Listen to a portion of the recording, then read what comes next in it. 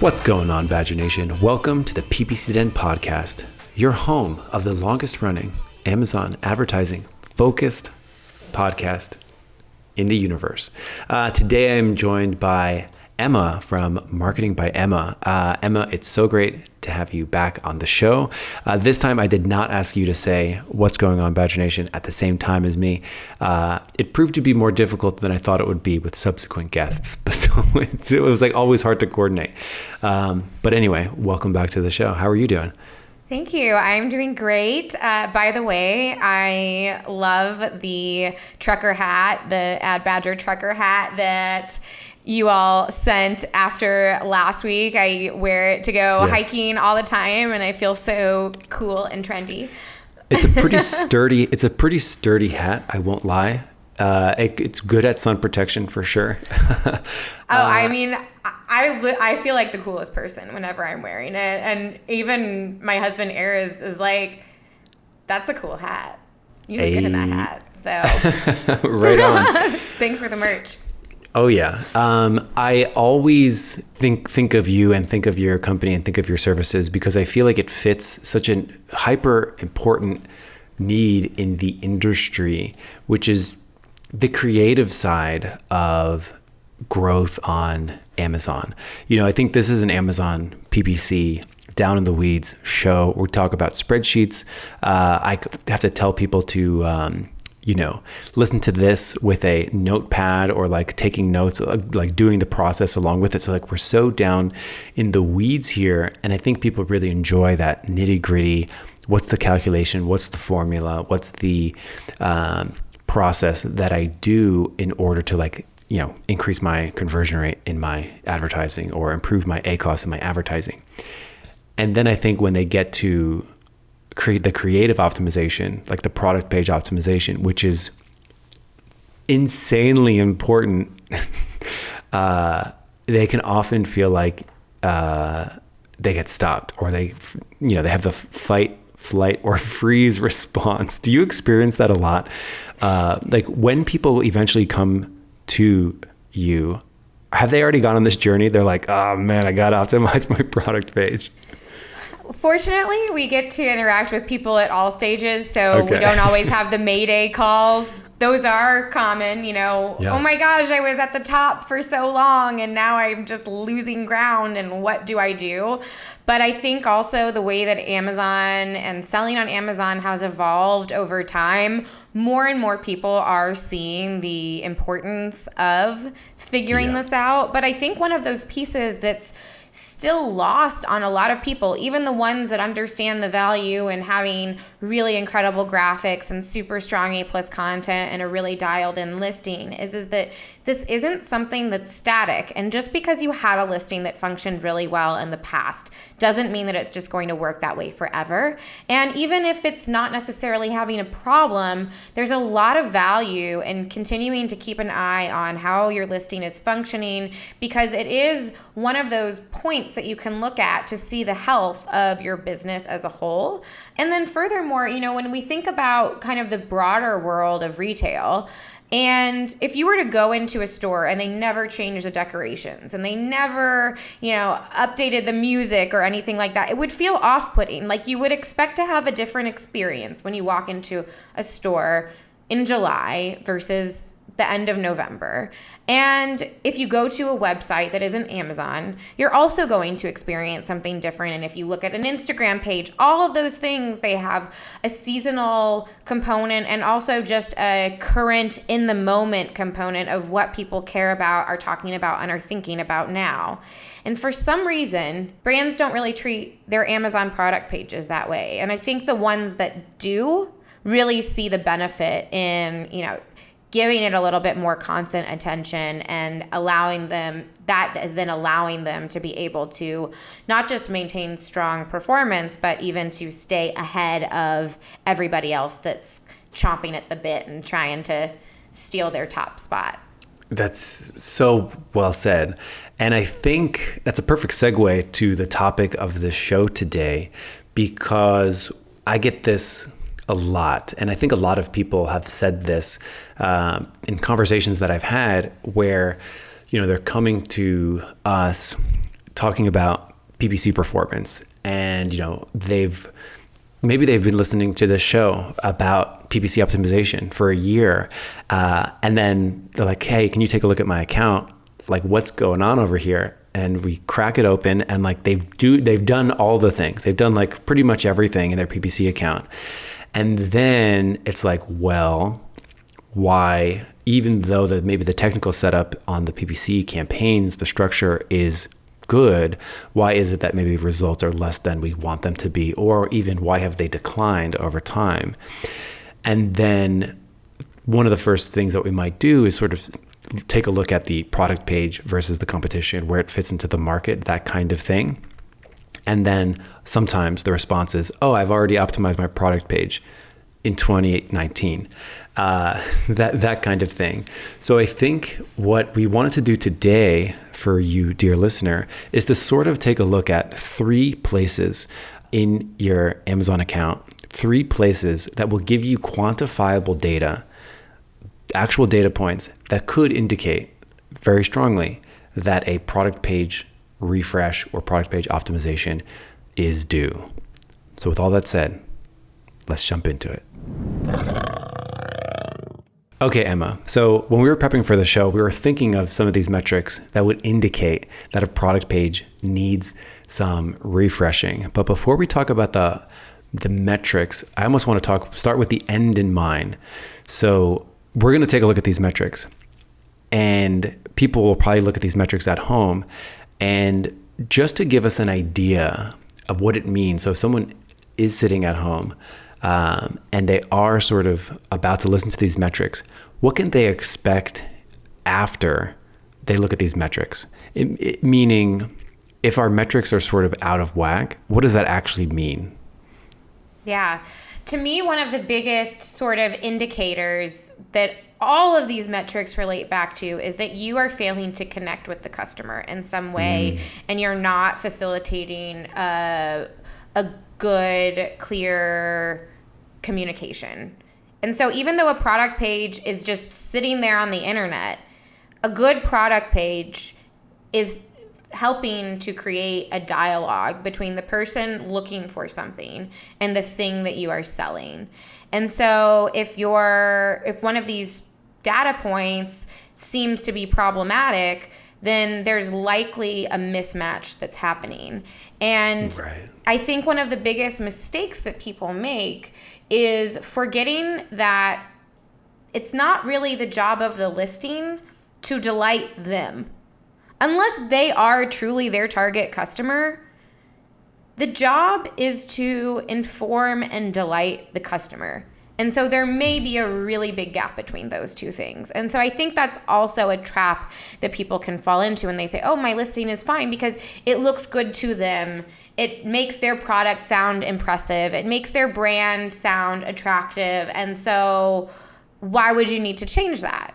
However, if we don't always have the customer first, then we can really fall into a problematic position that may lead to some of these numbers, declining or getting to a place that indicates that your account maybe isn't as healthy as you'd like it to be. Right. Perfect. So let's jump into this first metric, which this has been talked about here on the PPC Done podcast for the last, probably every other episode since it's come out a couple of months ago, which is the Search Query Performance Dashboard. There is a mountain of insight and data in the Search Query Performance Dashboard that has kind of been unmatched in any other Amazon place, any other Amazon report than ever before. This is by and large probably going to be my favorite update of 2022. Almost had to think what year we were in, but this is definitely it was like 2021. I was about to say 2021. But yes, this has been my favorite update of the year. How about I just don't say a year?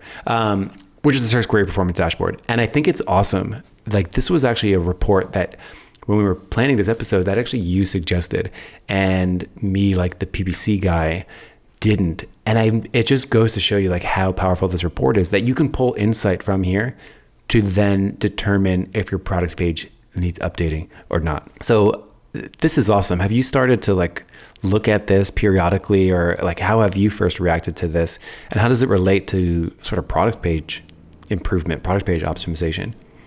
Yeah, I think it's such a valuable tool to have at your disposal because it's really showing you how your listing funnel is functioning and where you might have leaks in the funnel that need patching or repairing.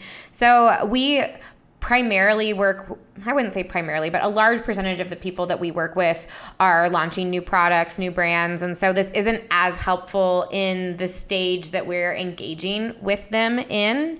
But if you have a product that is already selling on Amazon, there's a mountain of data here that can help you figure out where am I failing. And it's really interesting. I've been studying up. I'm in the process of sort of leaning into a new project myself and launching a YouTube channel. Oh, yeah. And I've been seeing so many parallels here. And so, I mean, if you want, we can just jump into what one of the first metrics is. Do you want to take it? Let's do it. So, one of the first indicators that your listing needs some optimizing, and this is something that it's a little bit easier. Some of the other things that we're talking about may require a little bit deeper understanding of what good marketing can look like, but this is something that if you carve out a little bit of time after this episode, you could already start having some ideas of what you might want to test. And that is if your click-through rate is low compared to your impressions and what your market share has. So if that is essentially saying you have the opportunity to be getting all of these eyeballs into your listing and you are doing something wrong that is keeping more people from clicking into your listing. So like I equate that when I'm learning about YouTube to like the thumbnail and is the thumbnail going to be attention grabbing? And so that same thing is going to translate when it comes to your listing. So you don't have a lot to work with there. You have your main image, you have your reviews, you have your title, your price, if you have a coupon. So, there are a number of elements there that you could use at your disposal to drive more clicks into your listing. Of course, your reviews are something that's like a long-term push. So we're not going to be able to change those overnight, at least not white hat. Right. We're not going to be able to do that. Yeah. So you touched on something that I think all three of the categories of metrics we'll talk about have in common, that it's all sort of relative to either where you were previously or relative to your competition, which is why this report is so fantastic. Because, if you have strong impressions, but then people aren't clicking, so, you have a big share of impressions, but then a below average share relative to your competition of click-through rate, that's an indication that like, hey, the thing that you're putting out there up front isn't connecting. So it's like a sign to maybe go back and refresh some of these things. The second metric in the search query performance dashboard is like the next step of the funnel, and looking at it with the product optimization lens. Let's say people did click on it. So you had strong impressions, strong click-through rate, people did click on it, but then they didn't add to cart. So like you can now sort of see the stepwise funnel on a per keyword basis. For any particular term, it's like, how is my impression share relative to my competition? Okay, it was above average. How is my click-through rate compared to my competition? Okay, it was above average. It's a good indicator that I have a potentially good price, good title, good stars, good image. And then all of a sudden, if you notice a below average share of your add to cart, that's an indicator that something happened on that page that had led to a drop off there. And we've never really had this data in such a clean way on a per keyword basis. So you can start to piece that together. And there's so many qualitative types of analyses that you can run there where it's like, okay, for this keyword, I fall off the map when it comes to add to cart. So like something was missing on that page that didn't connect with what the person was searching. But maybe for this other term, I am. So that can sort of inform this decision. So again, like the whole point of this episode is to really start looking at some of these metrics relative to the competition and inform that sort of, I mean, it's giving you data for a creative process, which I think for a lot of data junkies that listen to this show, it's going to be so helpful, because it's like, you know, you can look at a product page, you can scratch your chin, you can be like, yeah, it looks pretty good to me.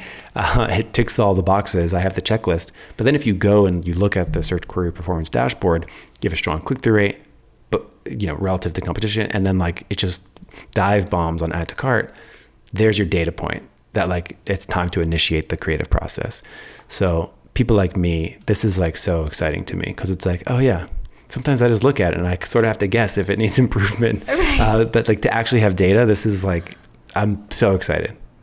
No, I agree with you. Even just listening to you speak about it, it's like bringing me back to when I first learned about this report coming out. And I'm just like, wow, this is a whole area that I think, you know, everybody has been sort of like anxiously hoping that Amazon would give insights to. Yeah. And you know, with creative, one of the challenges is that there are multiple right answers if you are purely just trying to create something that is going to serve this function. And so because there are multiple right answers, you don't always 100% know if you are going in the right direction, because it could be this, it could be that, it could be some other thing. And so with data like this, you get that direct feedback that says like, yeah, you're heading in the right path, and like maybe lean into that even more and see what happens then. Or this isn't quite as, like, that might look great, but this isn't quite as persuasive as it really needs to be in order to win over this group of people. And especially considering that Amazon is, you know, someone types a search query into the search box and then they want to buy something. It is not a tool that anybody really wants to be just kind of like window shopping on. It's not beautiful in that, you know, you can go to Instagram if you want to just kind of browse things and get inspired. You go to Amazon because, you know, I have a need, I want this thing, and I want to find that thing.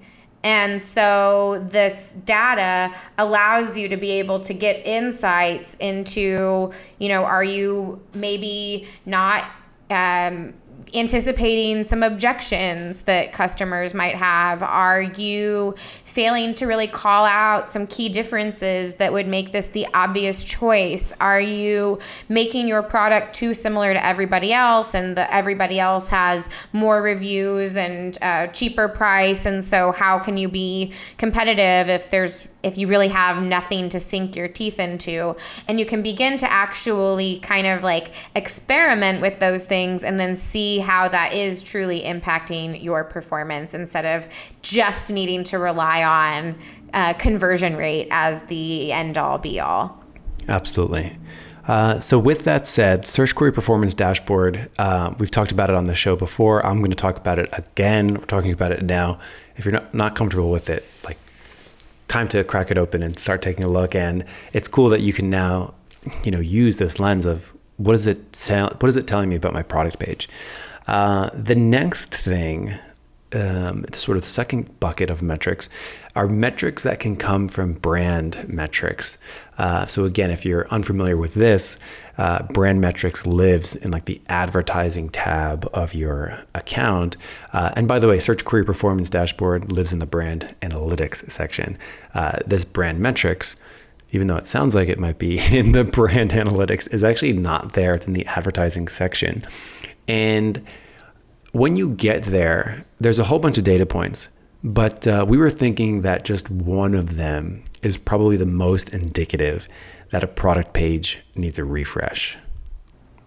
Yeah. And that metric was... Oh. Yes. I didn't know if you wanted me to say it or not. I was queuing you up. And that metric is ... Customer conversion rate. Yes. Dun, dun, dun. So yeah, before this report, we had session rate, which was close. And now we have like actual data on like how many of these product page views ended up in an order, which is of course different than session rate, which is how many sessions ended up in an order, which can kind of get a little murky. Why this number isn't next to the session rate in the other report, you'll have to, write someone at support. But customer conversion rate, how do you think about customer conversion rate, and when does it actually become an indicator that a product page is due for a refresh? So customer conversion rate is how many customers are actually buying your product. So that should be one of the things that you're paying closest attention to. And particularly if you like something that I see, I would say more and more frequently in the last really year, especially, are people that they're sort of like the OGs of Amazon. They got in early, maybe 2015, 2016. They were riding high. They have tons of reviews. They're at the top of the search results page. Like, everything is great. They're unbreakable. And then suddenly, a scrappy newcomer or scrappy newcomers come along, and they're hungry. They've been listening to the Ad Badger podcast. They've been educating themselves, and they are intent on knocking that person out of the top spot. And they're optimizing their listings, and they're doing all those things that, you haven't really had to do because it's been comfortable at the top. And now your conversion rates are sinking, and you're losing traction, and you're spending more money on PPC, and it's just everything sort of feels like a little bit like a mayday, like an emergency is happening. What do we do? And so ideally you want to be paying attention to some of these other things first before, so that you can sort of stave off a big drop. But this is a really good sign, and because you also can see what the category average is, you're able to get a sense of whether your conversion rate is healthy for the category that you're selling in. So that's another kind of question that's sort of different from what I was just talking about, where a lot of people are kind of wondering, what should I be aiming toward? What is even a reasonable conversion rate to expect? Because if you're selling in a really hyper competitive niche like supplements, the conversion rate that you're going to be able to expect is going to be incredibly different than if you're selling in some really small niche space that doesn't have a lot of competitors. And so also being able to set realistic goals for what you can aim towards, and then be able to plan financials and pricing and everything around that. Like, that starts to get into something beyond my field of expertise. But I think there's a lot of really important decisions that can be made from just a couple of numbers there. For sure. And I think it's very reasonable to look at the search query performance dashboard and get overwhelmed because it doesn't do a great job at giving you the takeaway. It's a lot of data. It's a lot of rows. You can't export it. You have to copy and paste it into a Google Sheet. It's not in the API, so it's not found in any tool. So it's like just sitting right there, and it's like hard to get. And then even if you are looking at it, you might be above average for one keyword and below average for another. It's like very difficult to pull it out. What's so powerful about the brand metrics customer conversion rate is because it tells you what yours is for the category or subcategory, and what the median is, and sometimes the top percentile of conversion rate. So it sort of takes all of this. Imagine it just sort of summarizing everything, all of your clicks, and then sort of saying, this is your conversion rate for this category for all of your clicks, and this is what your competition's median is. Like, if you are below average for the median, it's a super strong, that's like the red light warning sign that it's time that your product page is not as competitive for the terms that you're going after relative to your competition. Like, to me, that's like black and white, nail in the coffin, time to work on these things for sure. Let's get to the last metric, which is return rate. So when you're thinking about product page improvements, product page delivery, connecting with the customer story, all those things that you mentioned, how does it come back to return rate? So we've sort of left brand analytics, we've left the advertising dashboard, and now we're looking at a general business metric, return rate. Yeah. So, your sale isn't finalized just because you convert someone in the online world, of course, offline as well. But I think it's even more so when you're selling a product over the internet, that just because they bought it does not mean that they are keeping it. And so it's still your job to make sure that that sale sticks. And sometimes, you're going to run into a customer that likes to return things.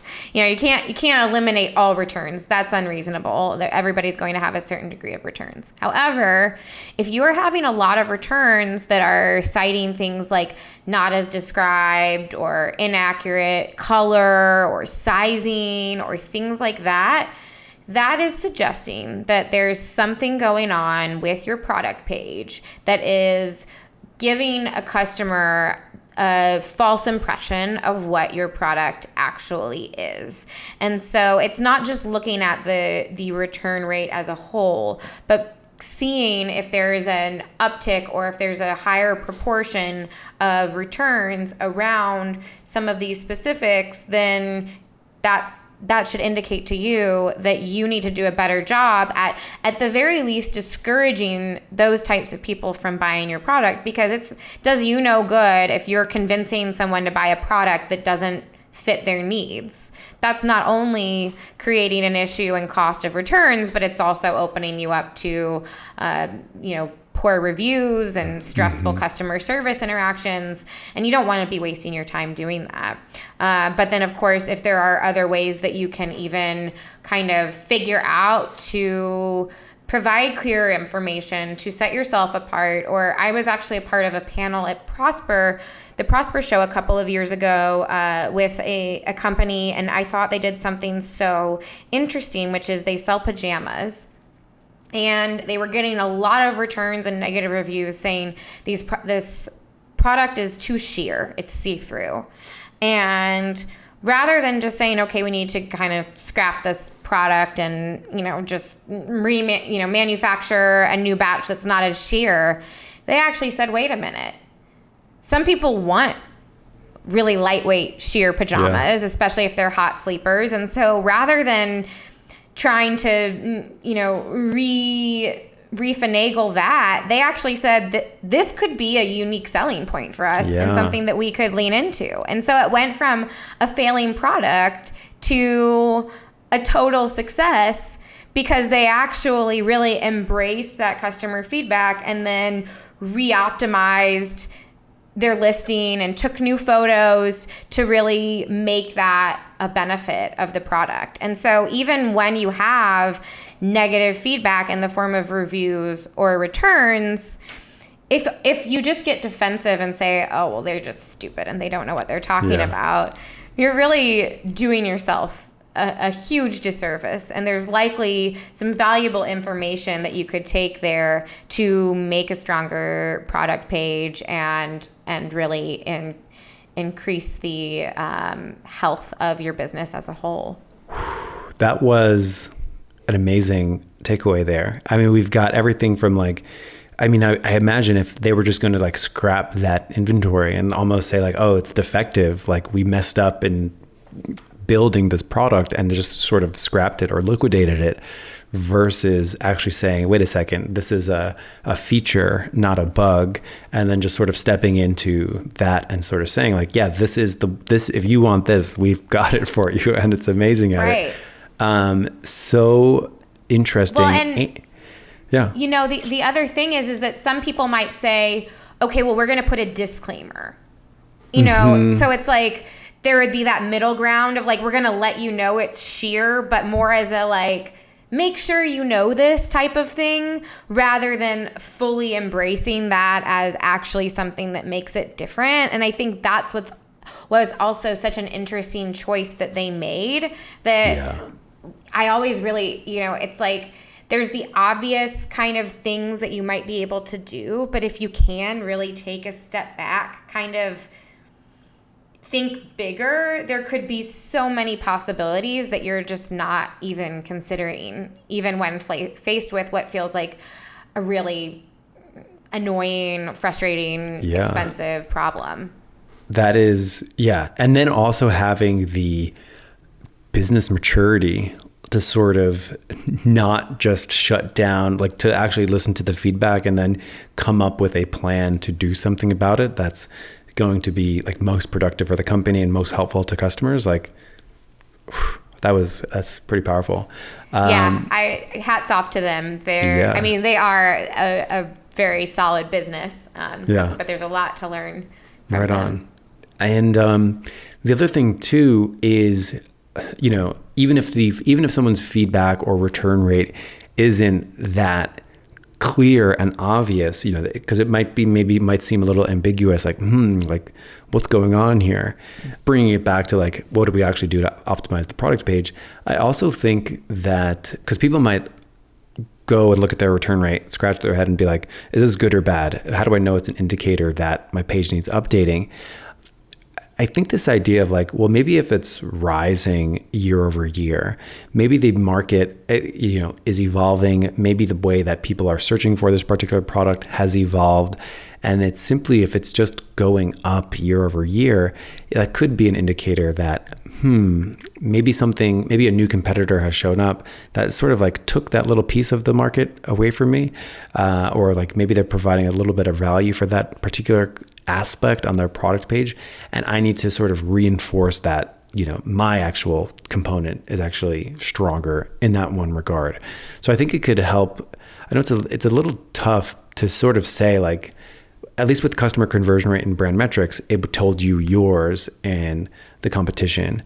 So it can be a little bit murkier when it comes to just return rate. So I think looking at it, studying it, if it's going up, if if it doesn't feel right, if it's too much, because it can vary from industry to industry too.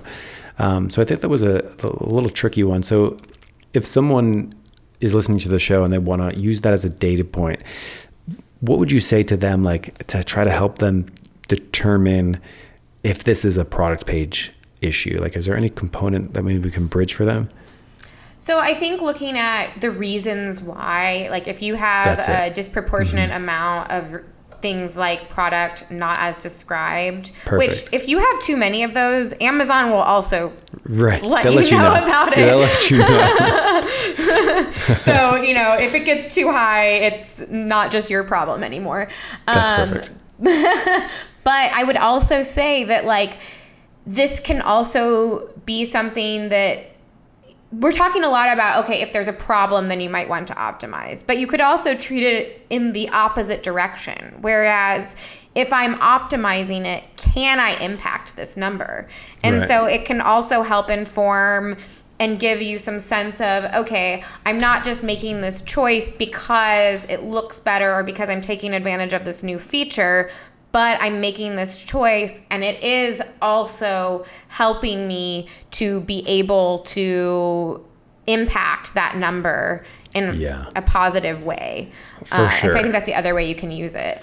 Yeah. We could do an entire episode on just like what metrics will you improve if you're able to move your conversion rate even 5% from a 10% conversion rate to a 10.5% conversion rate, like just moving it ever so slightly. So like the actual point difference isn't that big, but what that impacts, everything. So I think all of that makes a lot of sense. And I feel like I've never heard product page improvement, product page practices, product page refreshment when talked about in the lens of like, how do we know we should really do it?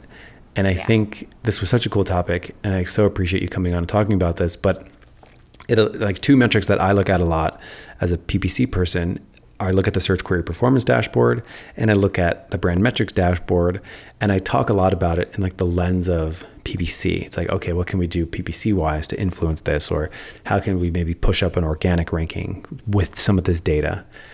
But I think like adding another lens here to say like, hey, these are product page indicators that we could potentially use as a data point to say like something is wrong with our product page, and like now we know definitively like we have a way below average conversion rate, or we're getting the returns with that product not described properly, you know, that kind of thing. So I think I hope this is I'm sure this has been super helpful to so many spreadsheet heads, data junkies that normally do a lot of nitty gritty PPC stuff and just, like I said, like freeze when it comes to product page optimization. So Badger Nation, thanks you very much for coming on and helping craft this episode. So Emma, Marketing by Emma. It's very easy, very, very Googleable, memorable company name. I do have to ask, in your logo, and you also have it over your left shoulder that says Marketing by Emma, is that your actual signature? I mean, my actual signature is a scribble. That's like when I write my name in cursive, that's what it looks like. And it is my handwriting in both cases. Like a friend from college actually designed our logo. And so like I took a picture of, like I just wrote out by Emma and then sent it to him, and he digitized it. It's amazing. And then you also have claim your Amazon analysis, like a little play on words, Amazon. Yes, I'm a big fan of, having a little fun. If we're not having fun, yeah. Exactly. You can't take yourself too seriously. And if this is how we're spending our days, then might as well find opportunities to smile, laugh, have a little fun. Well, amen to that, which is why it's such a blast having you on the show. Emma from Marketing by Emma. Have a good one. And everyone else, I'll see you next time here on the PPC Den podcast.